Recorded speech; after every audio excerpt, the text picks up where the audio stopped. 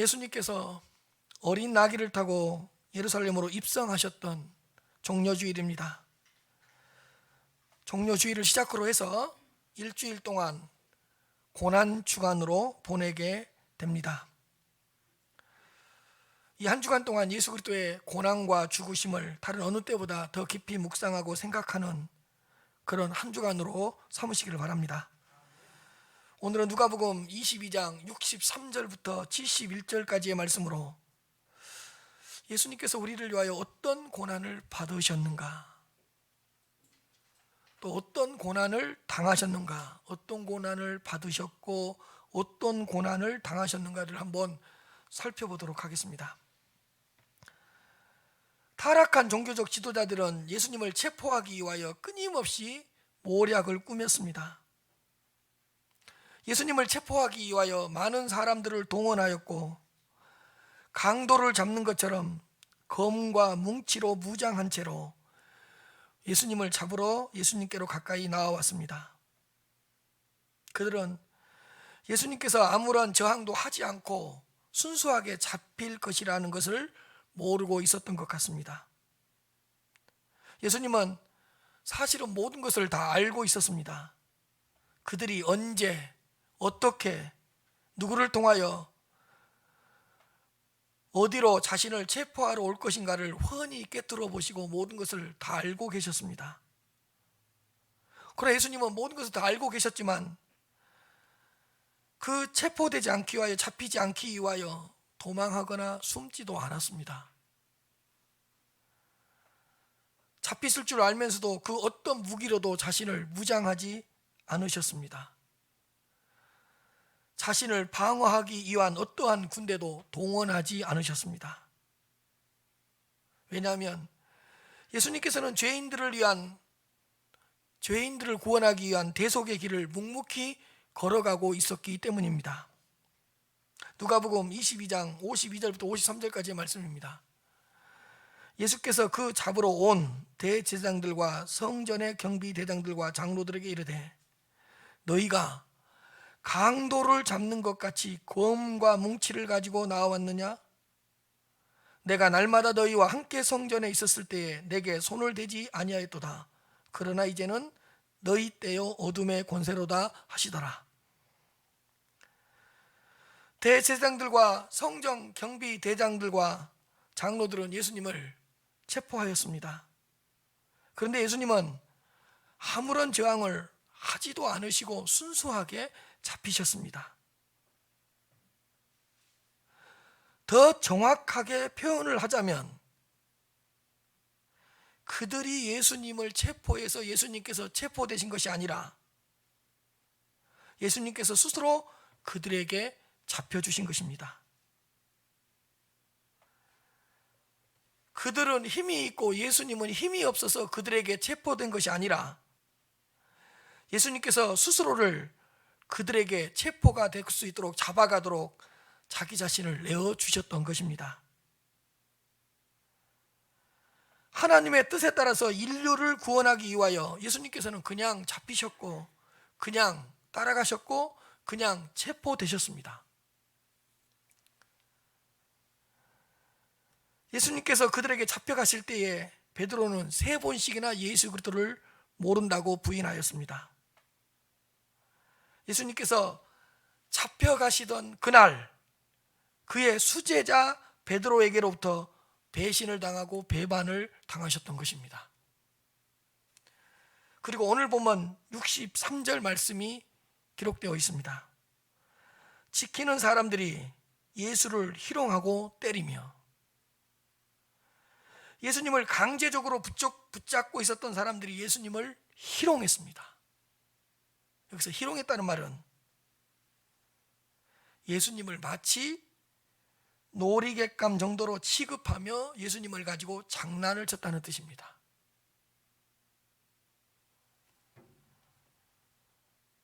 그러나 예수님은 우리의 구원을 위하여 묵묵히 그 많은 조롱을 당하셨습니다. 그리고 그들은 예수님을 때렸습니다. 여기서 때렸다는 의미도 옷을 벗기고 발가벗겨서 마구 때렸다는 뜻입니다. 예수님은 우리를 구원하기 위하여 어떠한 대항과 어떠한 저항도 하지 않는 채 매질을 당하셨습니다.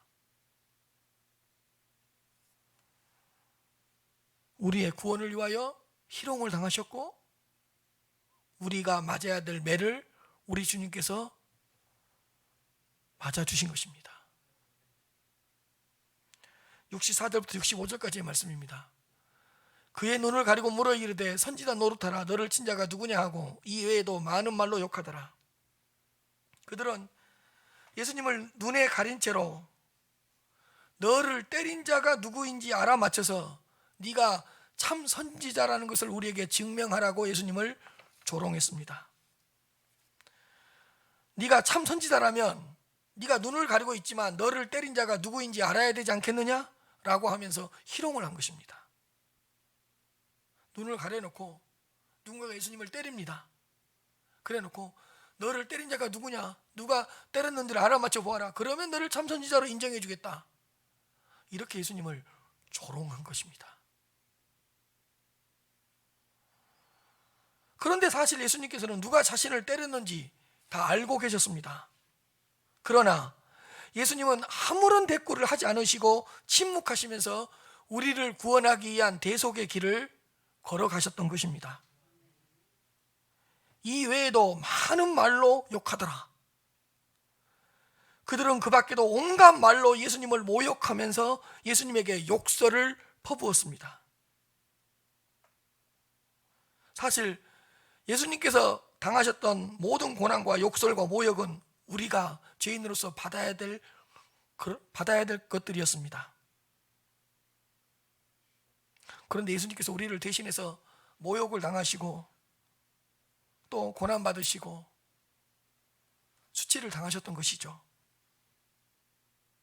예수님은 우리를 대신하여 온갖 모욕을 당하셨고 모든 욕설을 퍼부을 때도 가만히 계셨습니다. 우리를 구원하기 위하여. 마가복음 14장 65절에는 이렇게 기록되어 있습니다. 어떤 사람은 그에게 침을 뱉으며, 어떤 사람은 예수님에게 침을 뱉었습니다. 그의 얼굴을 가리고 주먹으로 치며, 어떤 사람은 예수님의 얼굴을 가리고 주먹으로 쳤습니다. 그러면서 선지자 노릇을 하라고 조롱하였습니다. 그리고 그 하찮은 하인들도 손바닥으로 예수님을 쳤습니다.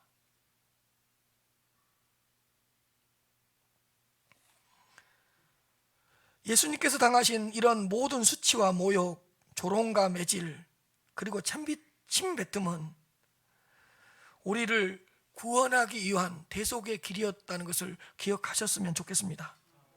사실 예수님은 신성을 가지신 하나님이셨기 때문에 모든 고난을 피할 수 있었습니다.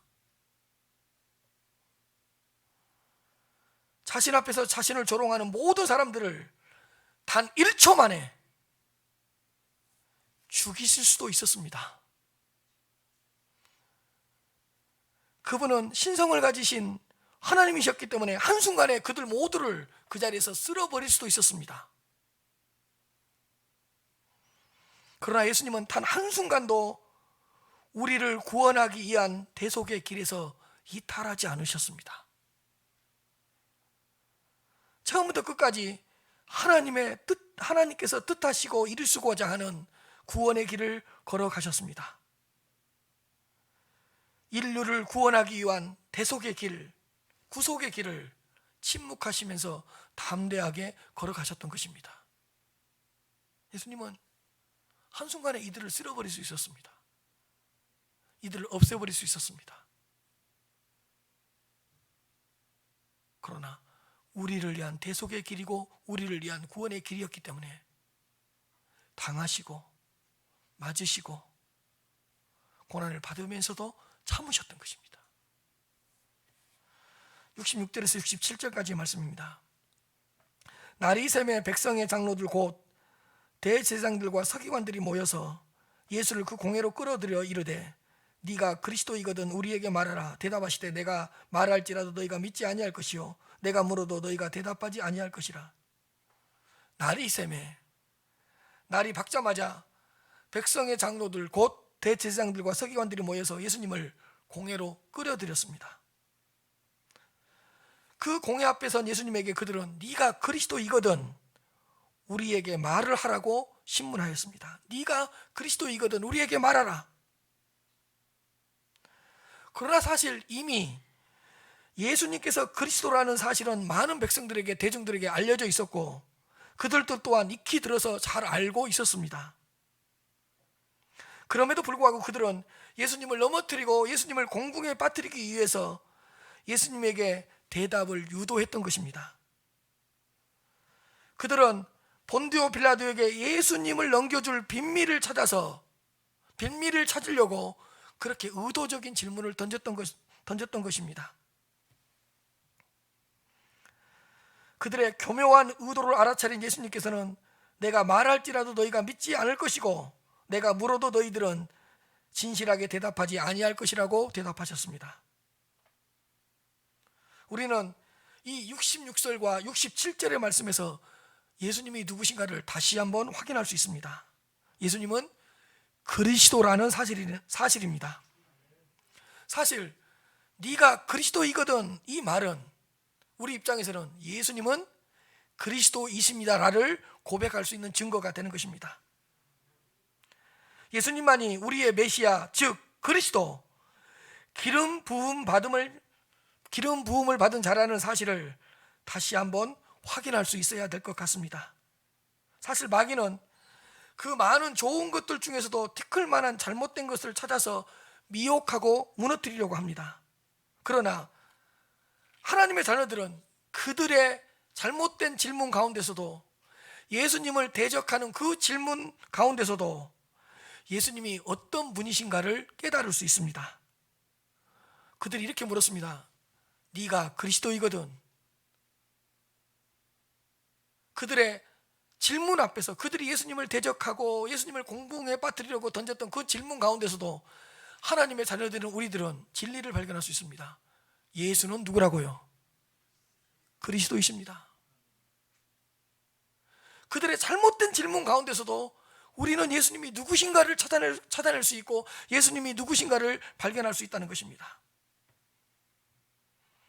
하나님의 자녀들은 성경의 모든 사건, 모든 구절 가운데서도 예수님을 발견할 수 있고 예수님을 만날 수 있습니다. 그러나 그 마음이 완악한 대제사장들과 서기관들은 성경을 수없이 읽고 수없이 암송하고 성경 내용을 줄줄줄줄 이야기할 줄을 알면서도 예수님을 발견하지 못하였고 예수님을 만나지도 못했습니다. 그들은 지금 그들 앞에 예수님을 두고서도 다른 메시아를 찾고 있습니다. 그들 앞에 그리스도께서 서 계시는데도 불구하고 다른 그리스도를 찾고 있습니다. 네가 그리스도이거든 우리에게 말하라. 우리는 이렇게 말하면 뭐라고 고백할 수 있죠? 예, 예수가 그리스도이십니다. 69절 말씀입니다. 그러나 이제부터는 인자가 하나님의 권능의 우편에 앉아 있으리라 하시니, 예수님께서는 그들의 대답에, 그들의 질문과 그들의 물음에 대답을 하지 않으셨지만 더 놀라운 말씀을 전해주셨습니다. 그러나 이제부터는 인자가 하나님의 권능의 우편에 앉아 있으리라 라고 이렇게 말씀을 하신 것입니다. 인자가 하나님의 권능의 우편에 앉아 있을 것이라는 이 말씀은 예수님의 모든 사역을 총체적으로 선언하고 요약해 주는 말씀입니다. 왜냐하면 하나님의 권능의 우편에 앉기 위해서는 예수님께서는 그들에게 잡혀야 됩니다. 예수님은 십자가에 죽으셔야 됩니다. 죽으시고 무덤에 묻히셔야 됩니다. 묻히시고 부활하셔야 됩니다. 부활하시고 승천하셔야 됩니다. 그리고서 하나님의 권능의 우편에 앉아 계실 것입니다. 예수님은 이처럼 인류의 구원을 위하여 자신이 걸어가야 될 대속의 길을 모두 익히 잘 알고 계셨습니다. 나는 하나님의 권능의 우편에 앉아있기 위해서 너희들한테 잡힐 것이다. 너희들의 손에 못 박힐 것이다. 나는 십자가에 죽을 것이다. 그리고 나는 무덤에 묻힐 것이다. 그리고 3일 만에 부활할 것이다. 그리고 나는 승천할 것이다. 그리고 나는 하나님의 권능의 우편에 앉아있게 될 것이다.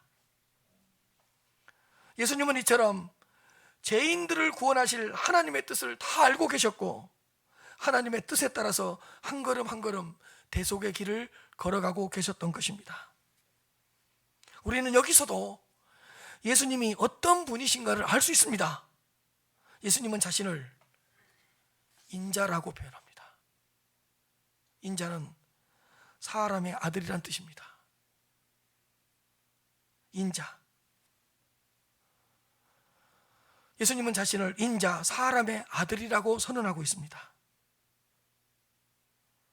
예수님은 자신이 사람의 아들로서 참 사람이라는 것을 다시 한번 그들에게 상기시켜 주셨습니다. 예수님은 참 사람으로 이 땅에 오셨고 참 사람이셨기 때문에 우리의 자리에서 우리를 대신하여 우리를 위하여 모든 대속의 사역을 감당하셨습니다. 예수님께서는 우리와 동일한 영혼과 육체를 지니신 참 사람이셨다는 것을 반드시 기억하시기를 바랍니다.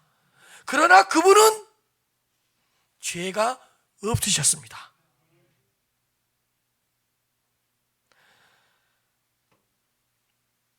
예수님을 신문했던 빌라도는 3번씩이나 예수님께서 죄가 없다는 것을 만인 앞에 선언했습니다.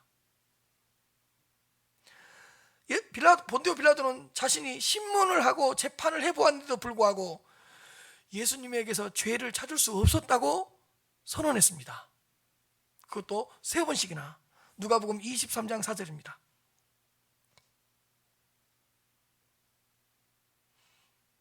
빌라도가 대제사장들과 무리에게 이르되 내가 보니, 그 다음이 중요합니다. 이 사람에게 뭐라고요? 자, 죄가 없도다 앞에 뭐가 있죠? 어떤 단어가 있죠? 이 사람이라는 게 중요한 거예요. 예수님은 지금 누구라고요? 사람이라는 거예요. 이 사람에게 뭐라고요? 죄가 없도다. 예수님 인자라 그랬잖아. 예수님은 사람으로 오셨지만 뭐라고요? 죄가 없도다. 내가 아무리 신문을 해보고 아무리 재판을 해보았지만 이 사람에게는 죄가 없도다. 예수님이 사람이지만 죄가 없도다. 누가복음 23장 13절에서 15절입니다. 빌라도가 대제사장들과 관리들과 백성들을 불러 모으고 이르되 너희가 이 사람이, 예수님을 사람으로 부르고 있다는 사실이 중요합니다. 이 사람이 백성을 미혹하는 자라 하여 내게 끌고 왔도다. 보라, 내가 너희 앞에서 신문하였으되 너희가 고발하는 일에 대하여 이 사람에게서 뭐라고요? 죄를 찾지 못하였다. 예수님은 사람이에요. 참 사람이세요. 그러나 이 사람에게서는 죄를 찾을 수가 없었다. 여러분, 탈탈 털어서 먼지 안 나는 사람 있습니까? 근데 예수님은 참 사람으로 오셔서 그렇게 신문을 받으시고 재판을 받으셨지만 예수님에게서는 죄를 찾지 못하였다. 헤롯이 또한 그렇게 하여 그를 우리에게 도로 보내었도다. 보라, 그가 행한 일에는 뭐라고요? 죽일 일이 없느니라.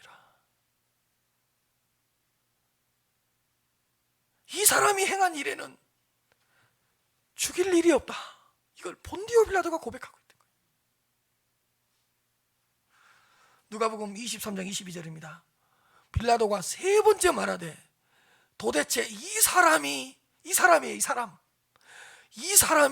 무슨 일을 하였느냐? 나는 그에게서 죽일 죄를 찾지 못하였다.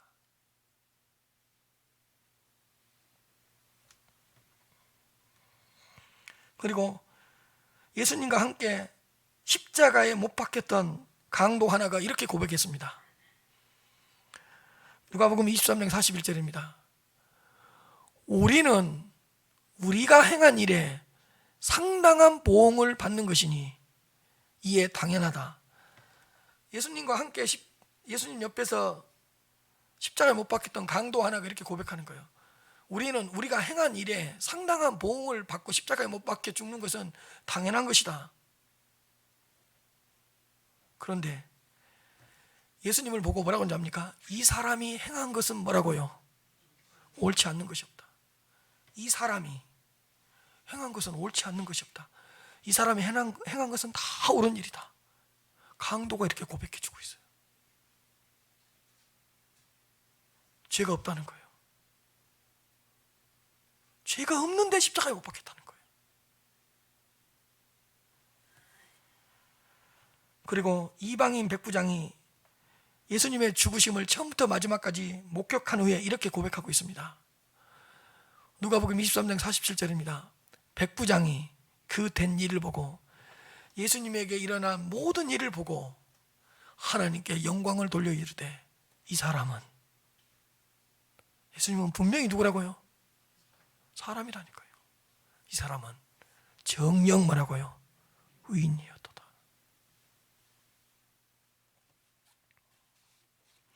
죄인은 죄인을 대신하여 죄의 값을 치를 수 없습니다. 죄인은 죄인을 대신하여 고난을 받을 수도 없습니다. 그리고 죄인은 죄인을 대신하여 죽을 수도 없습니다. 그러나 예수님께서는 참 사람이셨지만, 참 인간이셨지만 죄가 없으셨습니다. 예수님께는 어떠한 죄도 찾을 수 없고 어떠한 악도 찾을 수 없습니다. 예수님께는 죄를 지을 죄의 본성도 없으신 분이십니다. 예수님께서는 어떤 죄에 대하여 흔들려 보신 적도 없습니다. 예수님은 죄를 지으신 적도 없고 죄를 행한 적도 없습니다.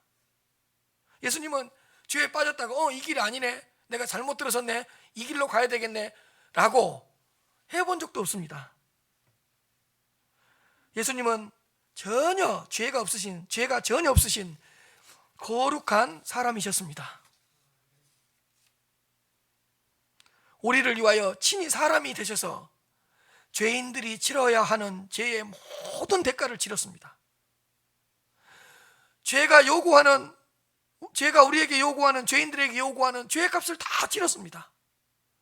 여러분, 죄가 요구하는 모든 고난, 모든 상처, 모든 모욕, 모든 저주, 모든 매맞음, 죄가 요구하는 채찍, 죄가 요구하는 피 흘림, 죄가 요구하는 진노, 죄가 요구하는 저주를 다 받으셨습니다. 우리를 대신해서, 우리를 위하여.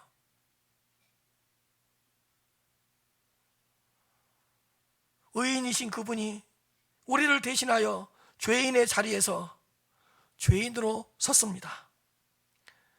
의 자체이신 그분이 우리의 죄를 다 전가해 가셔서 친히 죄가 되어서 죄가 받아야 되는 모든 율법의 저주를 다 받으셨고 율법의 진노를 다 받으셨습니다. 죄가 없으신 그분이 받으시는 모든 고난, 죄가 없으신 그분이 당하셨던 모든 고통은 우리의 구원을 위한 것이었음을 믿으시기 바랍니다. 기억하시길 바랍니다. 사랑하는 성도 여러분, 예수님께서 우리를 위하여 어떠한 고난을 받으셨는가를 깊이 묵상하는 고난 주간 되시길 바랍니다. 도대체 우리를 위하여 어떤 고난을 받으셨는가? 그리고 예수님께서 우리를 위하여 받으셨던 고난, 당하셨던 고통을 깊이 생각하시길 바랍니다. 그리고 예수님께서 우리를 위하여 어떠한 버림을 받았는가를 많이 헤아리시길 바랍니다.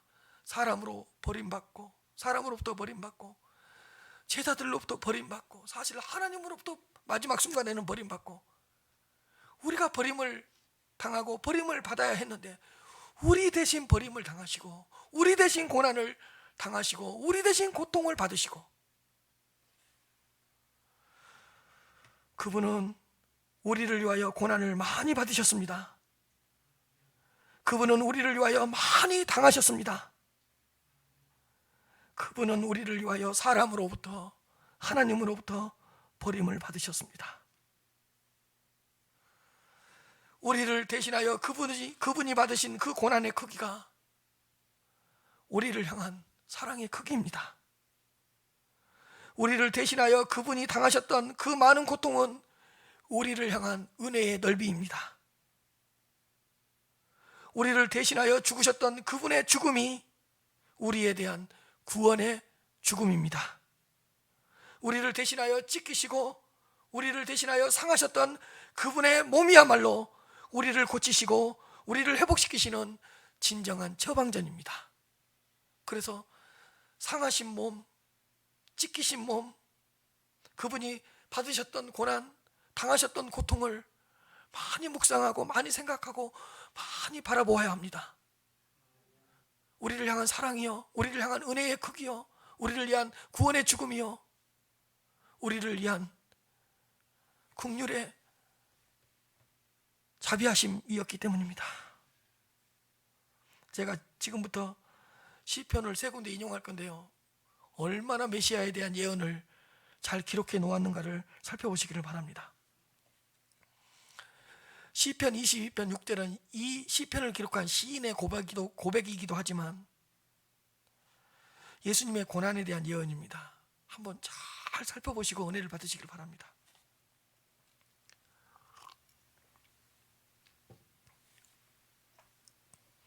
나는 나의 예수님을 집어넣으면 됩니다. 예수님이 이렇게 고백하는 겁니다. 나는 벌레요, 사람이 아니라. 예수님이 자신을 뭐라고 고백하고 있죠? 벌레라고 그래요. 왜 벌레라고 고백하죠? 벌레처럼 무시당하고 벌레처럼 모욕당하고 벌레처럼 버림받았거든요. 여러분, 우리가 발로 벌레를 밟았을 때 혹시 발에 밟혀진 벌레의 모습을 본 적 있습니까? 예수님이 우리를 위하여 당하신 고난, 고통의 모습은 사람들의 발에 밟힌 벌레의 모습과도 같기 때문이에요. 예수님이 뭐라고 합니까? 나는 벌레요,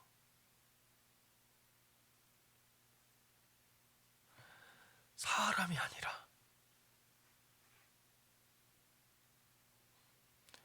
사람의 비방거리여 백성의 조롱거리이니이다.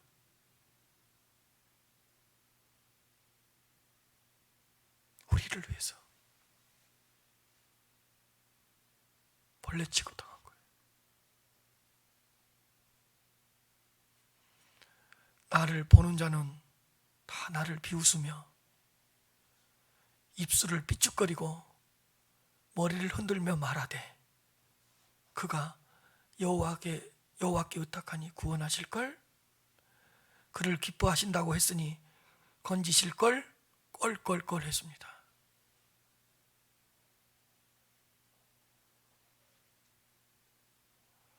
사실은 이 치욕과 이 모욕과 이 고난은 우리가 받아야 될 겁니다. 죄인들이 받아야 될 것들이었습니다. 근데 우리 주님이 우리 자리에 서서 대신 받아주시는 거예요. 예수님을 보고 껄껄껄 거렸어요. 구원하여 주실걸? 건져 주실걸?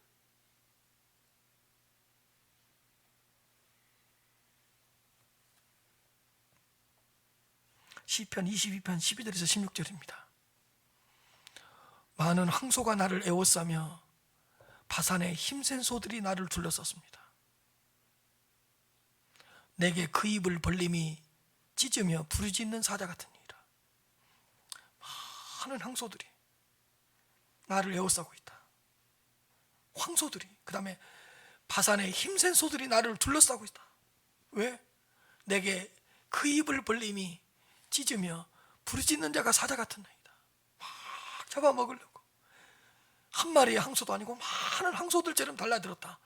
바산의 힘센 소들이 나를 둘러싸고 있는 것처럼 나를 둘러싸고 있었다.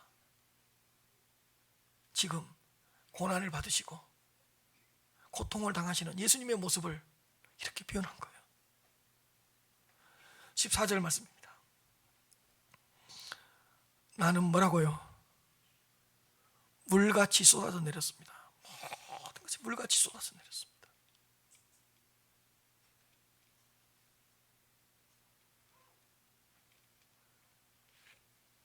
내 모든 뼈는 어그러졌으며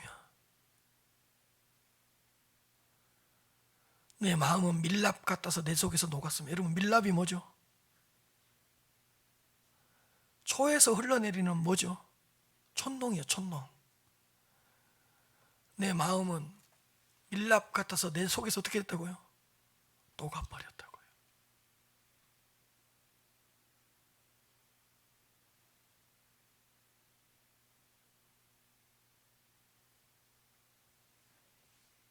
초가 타면서 촛농이 흘러내린 것처럼 내 마음은 밀랍 같아서 내 속에서 녹아버렸습니다.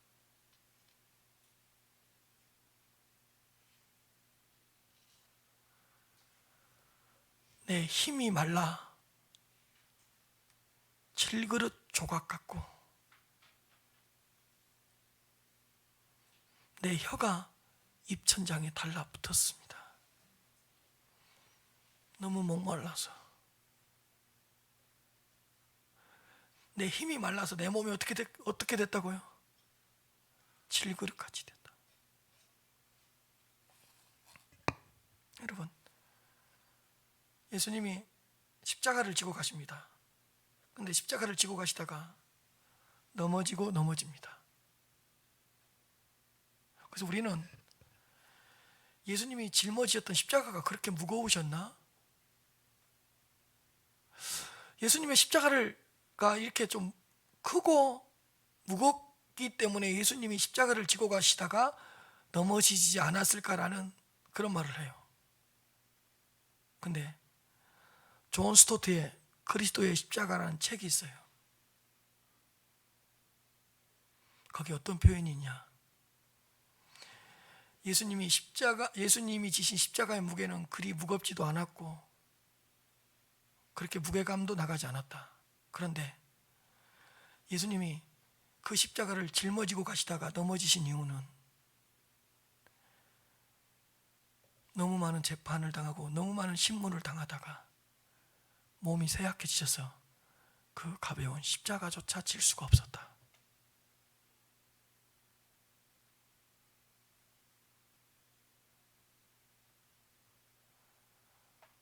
그 가벼운 십자가도 지고 가지 못할 정도로 우리를 위해 이렇게 고난을 받으신 거예요. 내 힘이 말라 질그릇 조각같이 됐다.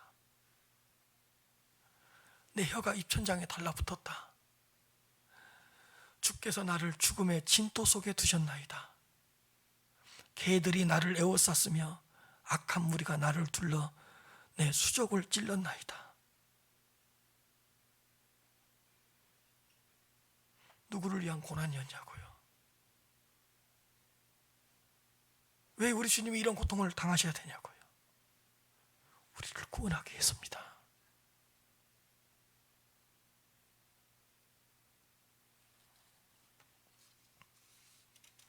시편 69편 1절부터 4절입니다. 하나님이여 나를 구원하소서. 물들이 내 영혼까지 흘러 들어왔습니다. 나는 설 곳이 없는 깊은 수렁에 빠지며 깊은 물에 들어가니 큰 물이 내게 넘쳤나이다. 내가 부르짖음으로 피곤하여 나의 목이 마르며 나의 하나님을 바라서 나의 눈이 새하였나이다. 4절이 아주 중요합니다. 까닭 없이 나를 미워하는 자가 나의 머리털보다 많고 까닭 없이 나를 미워하는 자가 나의 머리털보다 많답니다. 예수님은 까닭 없이 우리 때문에 미워하심을 당한 거예요. 까닭 없이, 이유 없이.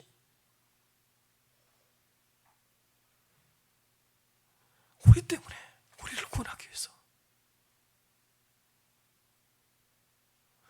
까닭 없이 나를 미워하는 자가 나의 머리털보다 많고. 왜? 세상이 예수님을 미워했거든요. 온 인류가 예수님을 저주했거든요. 부당하게 나의 원수가 되어 나를 끊으려 하는 자가 강하였으니. 그 다음에 아주 중요한 말을 해요, 여러분. 내가 빼앗지 아니한 것도 뭐라고요? 물어주게 되었나이다. 여러분, 나는 도둑질 하지도 않았는데 내가 물어주게 되었고, 나는 빼앗지도 않았는데 물어주게 되었습니다. 여러분, 누가 도둑질했죠? 우리가 도둑질한 거잖아요. 근데 예수님이 대신 물어준 거잖아요. 우리가 빼앗은 거잖아요. 예수님이 대신 물어준대요. 갚아준대요. 여러분, 내가 빼앗지도 아니한 것도 물어주게 되었습니다. 십자가의 죽음을 통해서 다 물어주잖아요. 그 많은 고통을 통해서, 고난을 통해서 다 물어주고 계시잖아요, 예수님이요.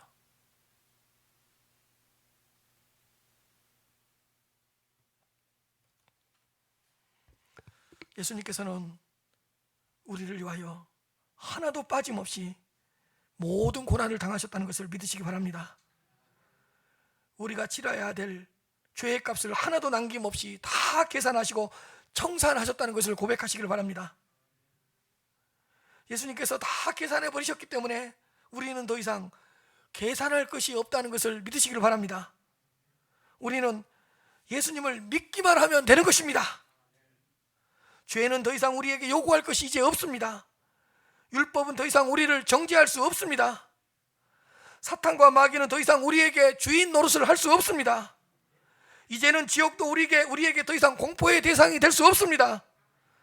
죽음도 더 이상 우리에게 형벌의 대상이 아니고, 우리에게 형벌이 아니고 천국으로 들어가는 출입문에 불과하게 된 것입니다. 70절에서 71절입니다. 다 이르되 그러면 네가 하나님의 아들이냐? 대답하시되 너희들이 지금 내가 그라고 말하고 있느니라. 그 모여 있는 사람들이 그러면 네가 하나님의 아들이냐? 예수님이 대답하십니다. 너희들이 내가 그라고 지금 말하고 있느니라. 내가 그라고, 내가 하나님의 아들이라고 지금 너희들이 말하고 있지 않느냐? 그들이 이르되 어찌 더 증거를 요구하리요? 우리가 친히 그 입에서 들어노라 하더라. 그들은 다시 그러면 네가 하나님의 아들이냐고 물었습니다. 바로 그때 예수님은 너희들이 내가 그라고 지금 말하고 있느니라고 말씀하셨습니다. 그러자 그들은 더 이상 무슨 증거가 더 필요하겠느냐? 우리는 이 사람이 직접 자신이 하나님의 아들이라고 한 말을 들었다라고 사람들 앞에서 외쳤습니다. 왜냐하면 유대인들의 율법으로 본다면 예수님의 이 발언은 위법이었습니다. 자신을 하나님의 아들이라고 하는 이 발언은 하나님을 모독하는 신성 모독죄에 해당되기 때문입니다. 사형에 처해질 수도 있는 큰 범죄였습니다. 그들은 드디어 예수님을 죽일 수 있는 빌미를 찾아내었습니다. 예수님을 처형할 수 있는 증거 자료를 드디어 또 찾아낸 것입니다. 그들은 진리를 진리로 받아들이지 않고 예수님을 죽이는 증거 자료로만 삼았습니다. 어리석고 무지한 자들이었습니다. 예수님과 가까이 있으면서도 예수님께서 하나님의 아들이심을 부인하고 있습니다. 지금 하나님의 아들이신 예수님과 대화를 하고 이야기를 하면서도 예수님께서 하나님의 아들 되심이라는 것을 전혀 받아들이지 못하고 있습니다. 그러나 우리는 이 말씀에서도 예수님이 누구신가를 깨달을 수 있습니다. 네가 하나님의 아들이냐? 우리는 뭐라고 고백할 수 있죠? 예수님은 하나님의 아들이십니다. 그분은 하나님의 아들로서 신성을 가지신 하나님이십니다. 우리는 이렇게 고백해요. 그들은 진리를 가지고 예수님을 공격하고 예수님을 대적하고 있지만 우리는 그 악한 사람들의 질문 속에서도 진리를 찾아낼 수 있다니까요. 예수 그리스도는 하나님의 아들이십니다. 그렇다면 여러분, 다시 한번 깊이 생각해 보십시다. 그분은 하나님의 아들로서 하나님이시기 때문에 모든 고난을 피할 수 있었습니다. 십자가에서 내려오실 수도 있었고 십자가에서 죽지 않으실 수도 있었습니다. 그분은 하나님의 아들로서 하나님이시기 때문에 능력을 행함으로써 십자가에서 내려올 수 있었고 십자가에서 죽지 않을 수도 있었습니다. 이 땅에 사람으로 오실 이유도 없었습니다. 사람으로 오셔서 죄의 형벌을 받으실 필요도 없으셨습니다. 그분은 그분 자신을 위해 고난을 받고 그분 자신을 위하여 저주를 받아야 될 어떤 이유도 없었습니다.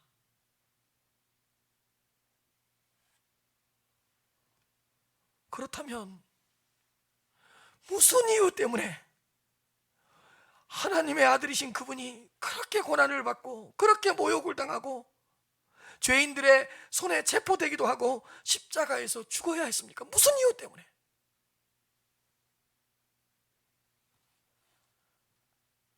무슨 이유 때문에 하나님의 아들이신 그분이 죄인들의 손에 죄인 취급을 당하며 십자가에서 죽음을 맞이해야 했겠습니까? 무슨 이유 때문에?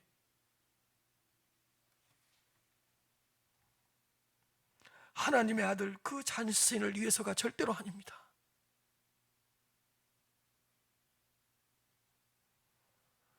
죄인 된 우리를 구원하시기 위해서였습니다. 우리를 구원하시려는 하나님의 뜻을 이루기 위해서였습니다. 우리를 하나님의 자녀로 삼기 위해서였습니다. 우리를 당신의 것으로 만들기 위해서였습니다. 우리를 거룩한 성령의 존으로 삼기 위해서였습니다. 여러분, 하나님의 아들이셨기 때문에 모든 고난을 거절할 수 있었다니까요. 하나님이셨기 때문에 죽지 않으실 수도 있었다니까요.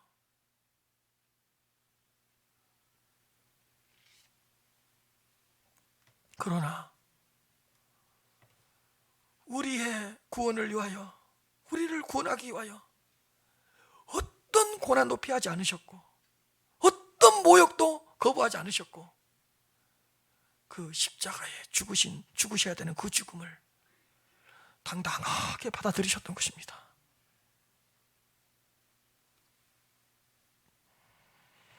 사랑하는 성도 여러분, 종려주의를 지키면서 그리고 고난주간을 보내면서 하나님의 아들 예수 그리스도께서 우리를 위하여 받으신 고난을 깊이 묵상해 보시기 바랍니다. 하나님의 아들 예수 그리스도께서 우리를 대신하여 당하셨던 모든 당하심을 깊이 생각하시면서 보내시기 바랍니다. 하나님의 아들 예수 그리스도께서 우리를 위하여 죽으신 그 십자가의 죽으심을 밝히 보면서 보내시기를 바랍니다. 날마다 매일매일 골고다 언덕에 서 있는 예수님의 십자가를 바라보시기를 바랍니다. 그리고 그곳으로 올라가시기를 바랍니다. 그리고 여러분, 그 십자가 위에서 달려 돌아가신 그 예수님에게 한 번이라도 질문을 한번 던져보시기를 바랍니다. 주님, 당신의 죽음은 누구를 위한 죽음이었습니까?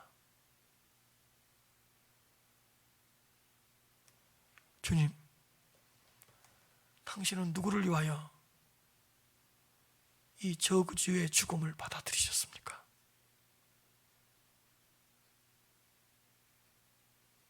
주님, 당신은 무엇 때문에 물과 피를 흘리면서 이 십자가 위에서 죽으셨습니까? 주님, 당신은 누구를 위하여 이 고난과 이 죽음을 피하지 않으셨습니까?